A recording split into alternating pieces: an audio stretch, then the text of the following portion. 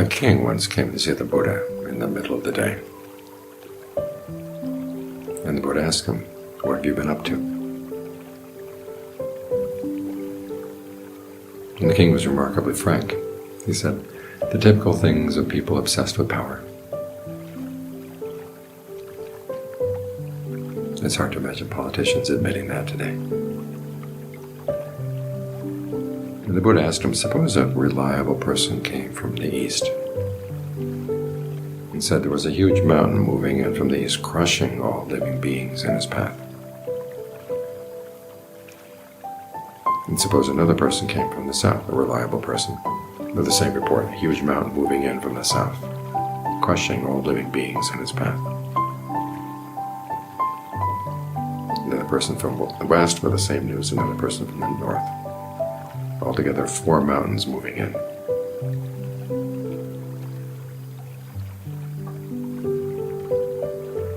In the face of all this destruction of life, realizing how hard it is to find a human life, what would you do? And the king said, well, what else can I do but calm my mind and practice the dharma?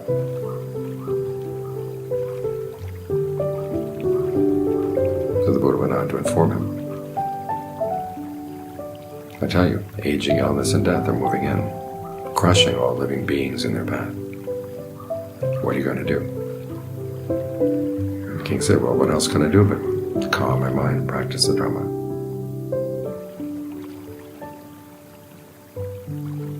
This is a good reflection to keep in mind in times of danger and times of fear. To remind ourselves we're always living in danger.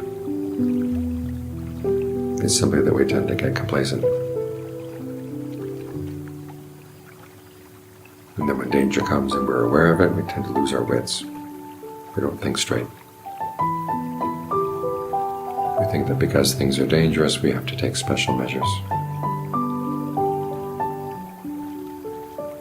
that are really not reasonable.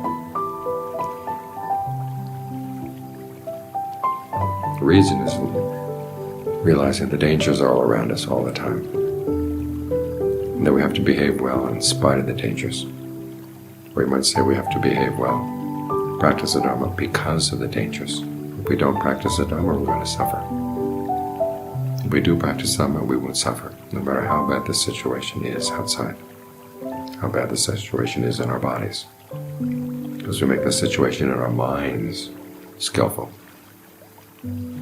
This is the message of the Buddha's teachings, that for all the trouble there is in the world outside, the real trouble that weighs down the mind comes from within. When the Buddha analyzes suffering, he gives a long list of things that are familiar to all of us: aging, illness, death, separation from things we love, having to live with things we don't like, not getting what we want.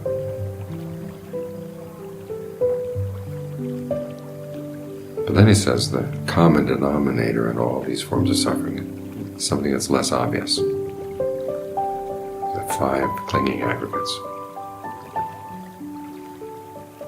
What are the aggregates? They're activities. Activities of the body, activities of the mind. They're things we're doing. Habits we've developed. And as with most habits, we tend to cling to these things without really knowing what we're doing. And the Buddha's solution is to learn to know what you're doing, so we don't act in ways that are creating unnecessary suffering for yourself, unnecessary suffering for others.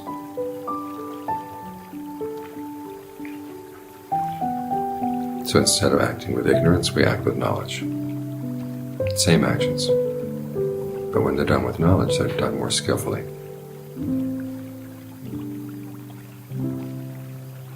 And the desires and the intentions that, if done with ignorance, lead to suffering, when they're done with knowledge, they can lead to the end of suffering. Of course, the intentions will change when you're aware of what you're doing. Your desires will change when you're aware of what you're doing. This is why we meditate. To see the mind in action. The Buddha gives us a task.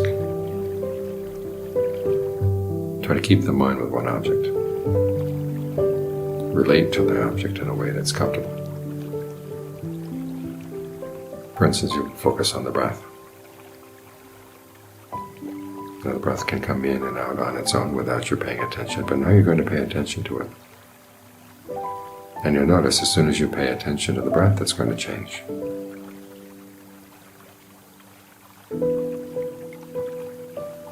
So you try to notice what kind of breathing would be best. Change it in that direction. This is where you experiment. This is how you begin to learn about the mind. What kind of perceptions do you have of the breath? What kind of beliefs do you have about the breath? What sensations do you associate with the breath? Are those sensations necessary? Because sometimes they're painful, tense sensations that go with your breathing. But they don't have to be there. Yet you allow them to be there because, again, you're ignorant. You don't know what you're doing. You're not paying attention. So now that you're paying attention, try to breathe in a way that feels good.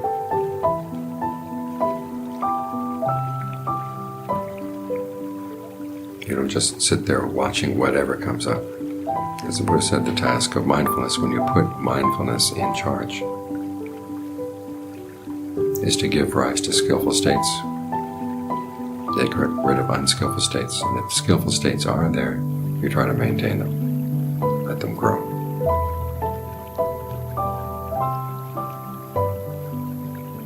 And how are you going to do that? Well, you find that the way you breathe has an impact. The way you talk to yourself will have an impact.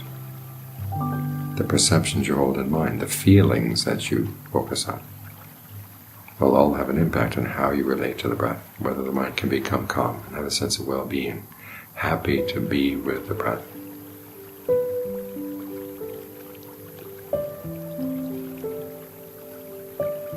In other words, as you focus on getting comfortable with the breath, you're going to begin to notice the mind as well, what the mind is doing. This is the whole point of the meditation. In the beginning, though, give 90% of your attention to the breath.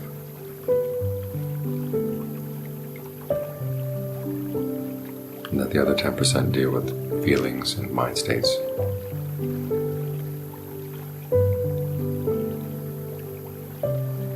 Because you want to give the mind a sense of well-being, a sense of belonging here, a sense of being anchored here. And as you get more and more skillful at this, more and more adept,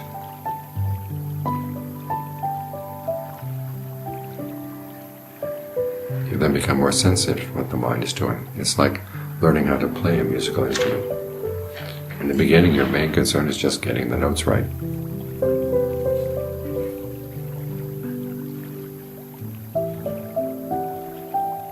But as you get more familiar with the notes, you start listening to yourself. And you notice where you're playing well, where you're not playing well. You notice your phrasing. You notice the notes that you emphasize.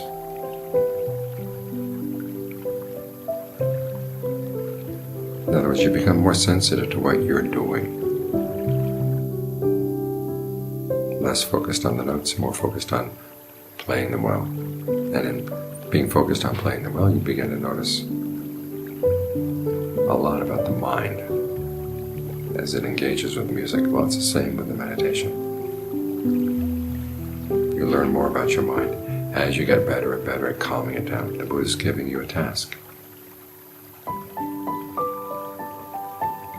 to be calm with the breath.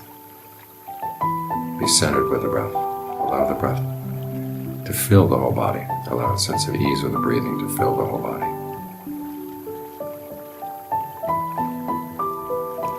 And as you're doing this task, the burdens of the mind get less. And it can watch itself more, see itself more clearly.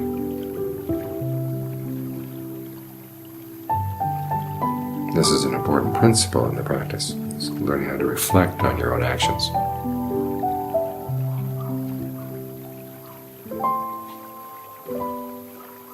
Learning how to reflect on the actions of the mind.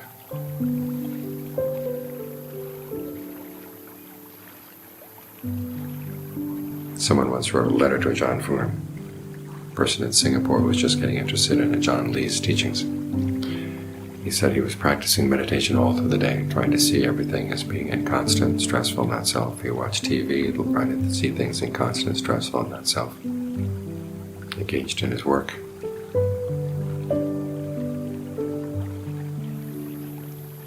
And the Buddha Ajahn Fuang told me to write back to the guy and say, don't focus on things outside, focus on what's inconstant, stressful, and not self in your own mind. He said the problem isn't out there, the problem is in here. You criticize things outside for being inconstant, unreliable. But your own mind is inconstant, unreliable. That's the big problem.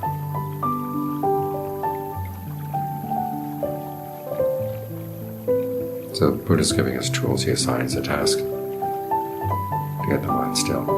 He gives the tools of insight to look at our own actions, to see what we're doing, and where we're causing harm, where we're causing unnecessary stress and suffering, and how we can change what we're doing. No matter how long you've held to a particular habit, when you really see that it's causing unnecessary harm, and it's not necessary. That's the important part. It's not necessary. You don't have to do it. That's when you let go. You brought awareness to what you're doing.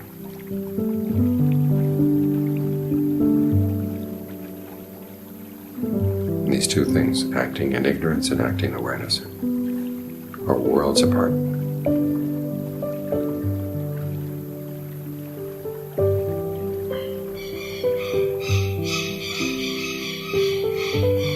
So bring awareness to the mind, bring awareness to the breath.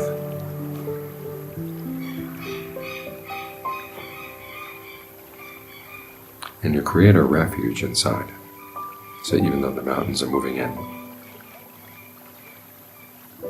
they don't have to crush the goodness of the mind. They don't have to crush the happiness that you can find.